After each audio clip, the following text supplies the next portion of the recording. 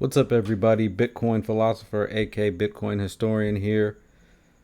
I was just thinking about inflation today, right? Inflation's on everybody's mind, and I came across this article from Popular Mechanics earlier this month talking about how human lifespans are increasing generation after generation, and this is going to continue into the future. And it made me think about the relationship between human longevity and inflation.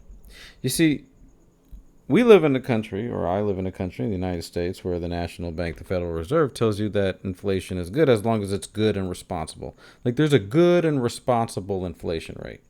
And I ask my students that, like, what do you think is a good and responsible inflation rate? And the econ majors will regurgitate the propaganda from their econ course.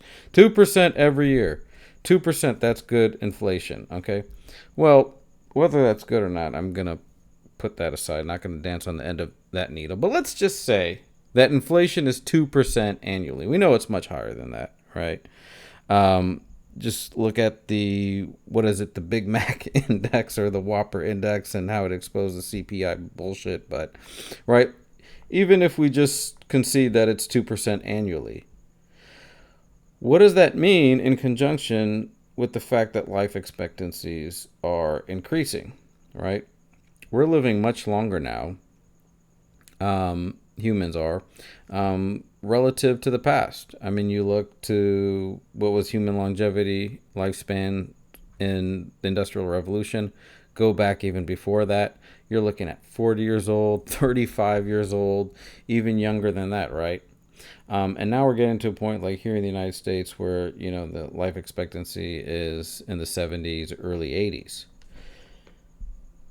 An article a couple years ago by Tim Newcomb talked about how realistically humans could be living on average to 122 years old or more. I mean, that's incredible. That's 4 more decades than the average now. Okay, the average now here in the United States, industrialized core country. Okay, 4 decades more. That is realistic and not too far off in the future.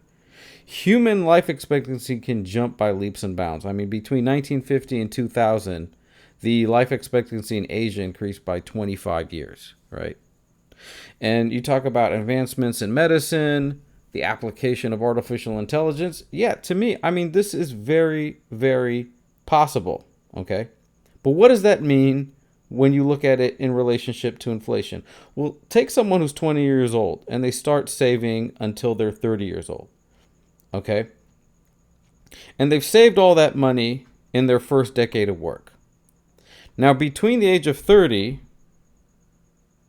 until the age of 80, you're going to have your 2% inflation, right? All right, 2% inflation every year for 50 years. That means by the time they turn 80, that first decade of work will be the purchasing power of that first decade of work will be completely wiped out. And a lot of the purchasing power from the money that they earn afterwards will also be wiped out, okay? And some people are saying, well, you're going to croak at 80 years old anyways, right? Not anymore, right? Not for some future generations. That's not going to be the case, right? They're going to live 25 to 40 more years. That's huge, okay? If you're going to be living to 122 years old, you definitely cannot save in fiat. Even if the inflation rate somehow gets back down to 2%, because we know it's much higher. But if it somehow gets down to 2% and stays at 2% every freaking year of their life, it's still going to destroy the purchasing power of the money that they save. Okay? And so what I think is going to happen is eventually humans are going to get smart to that. Okay? Maybe Gronk or Gemini or whoever the fuck, GBT is going to tell them, look, your purchasing power is getting eaten up. And you need to save in an asset that will preserve your purchasing power, will preserve the labor that you contributed to society. And so, what is that asset? It's going to be gold and it's going to be Bitcoin. And I think Bitcoin even more because it has a fixed supply, right? That is programmed into it. Okay. Whereas gold has, these scientists trying to create the philosopher's stone to turn lead into gold, and they can do it for like half a second.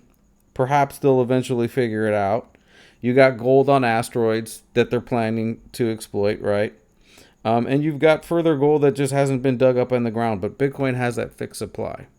And I think that that's going to be very, very appealing to future generations, especially when they become aware of how much longer they're going to be living than previous generations.